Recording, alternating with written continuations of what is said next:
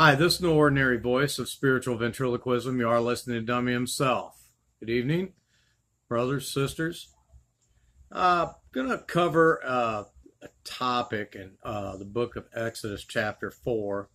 You know, when you read the English translation, we always got to keep in mind that we are reading an English translation, which comes via the Latin, which comes via the Greek, and ultimately tries to find itself meandering back to Hebrew at some point.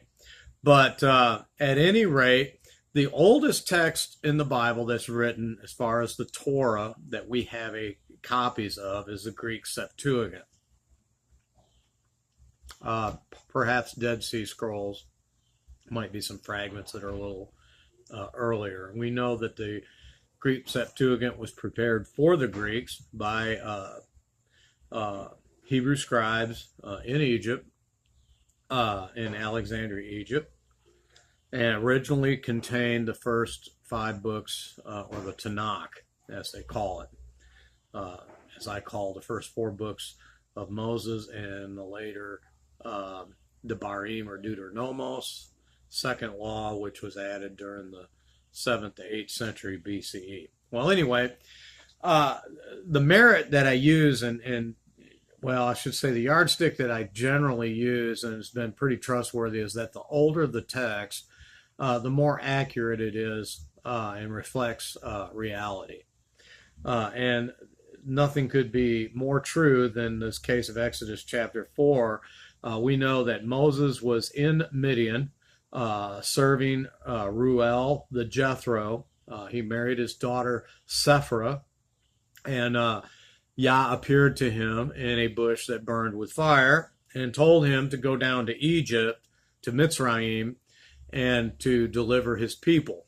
And we're going to go ahead and we're going to say right here, we're going to go right here. So Moses, we'll just say for the sake of brevity of this video, we're going to say that Moses, he took off. He was obedient to Yah's command. Takes his wife, his son with him. It says here,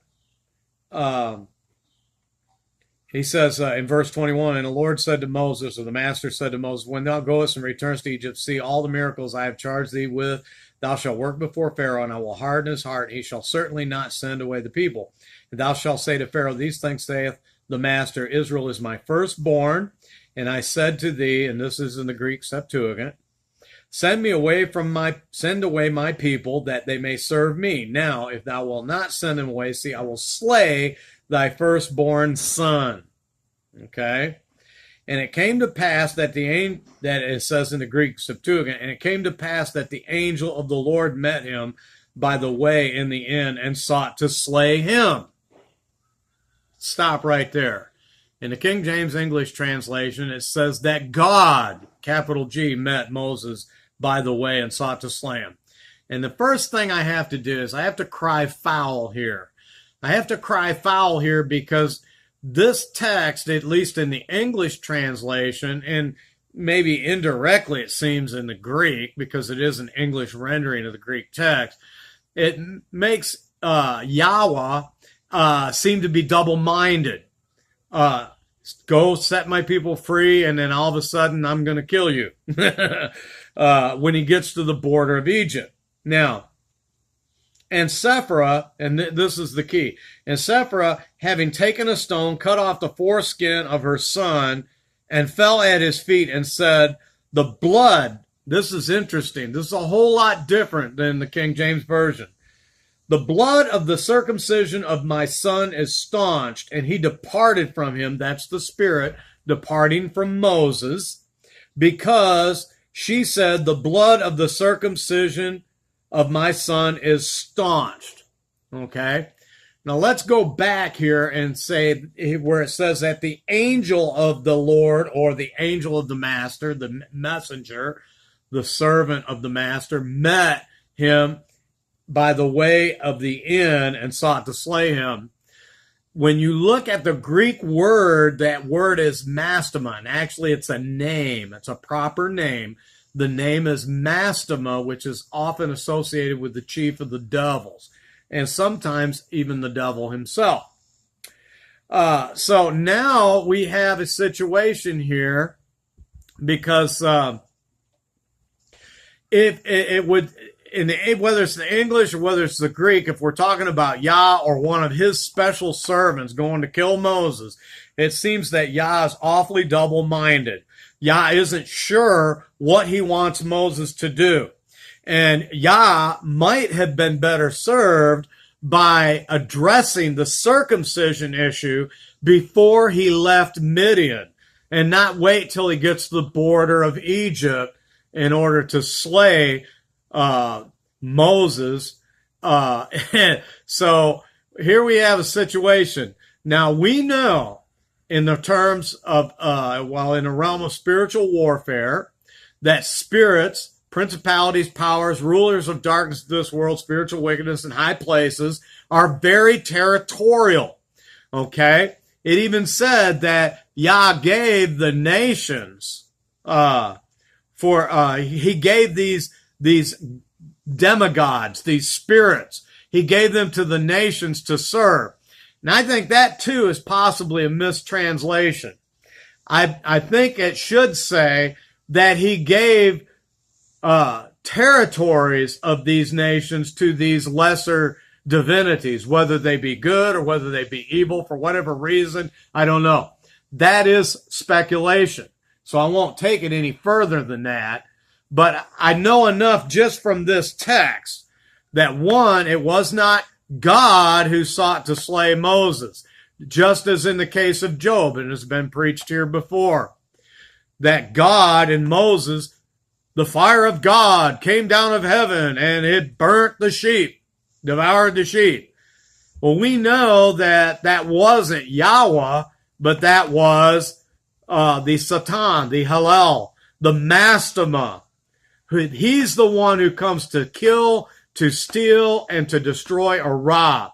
And it's not in the character or nature of Yah to do that.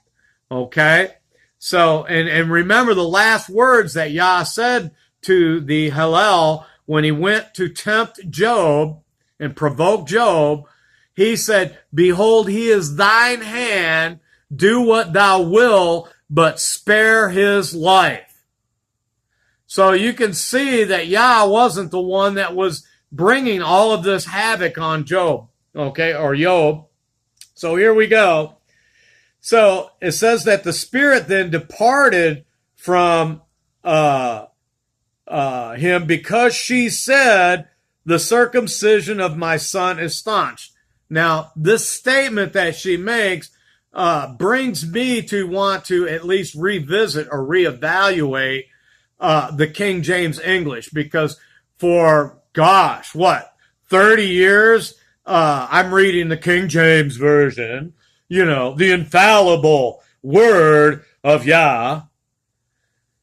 And I'm thinking that Sephra, when it says in the King James Version, a bloody husband art thou to me. So I was automatically felt like, maybe she was dishonoring him. She did the right thing, but she said the wrong thing and dishonored her husband. And I don't see that here in the Greek Septuagint. I don't see any dishonoring at all. What I see is a man's wife, for whatever reason, being very quick to circumcise her son. Why he wasn't circumcised before they left, I don't know. Maybe she had the boy along the way. It doesn't say. Okay? What it does say here, and I'm sure that if he left with his wife, and I believe that I'd have to go back and see. I'm not sure in the text if he had it, but that's all a sidebar issue. It really isn't the point here that I'm trying to make. And I'm really being led to believe that in this Greek text, she wasn't being dishonoring or sarcastic or, raising herself up, which, there's other things like, in the book of Yashar, when he finally arrives to Egypt where Aharon meets them, Aharon is grieved with her for Moses having her for a wife. Well, him and his sister did that later with his wife that he already had in Egypt, that he had to flee from, whose name was Tharbus. But because he had fled Egypt in haste, he had left his wife behind and collected her. No, Sephora was not the Ethiopian woman, and it doesn't matter what the Chabad Lubavitch or Chabad Lubavitch wants to say, what the Jews have to say. They want to relegate her to being an Ethiopian woman, but she was not an Ethiopian woman. She was a descendant of Abraham through his last wife, Keturah. So the episode in Exodus 12 or 11, or Numbers 12 or 11, with Miriam and Aharon withstanding Moses about the issue of his Ethiopian wife, that wife was Tharbus, and she was a treaty wife whom he gained out of a conflict with the king of Africa. So anyway, in light of this Greek Septuagint, we do need to revisit this text, and it needs to be looked at a lot closer. And I will get back with you on our next video. We're going to talk about the book of Esther. Have a good night. Shalom.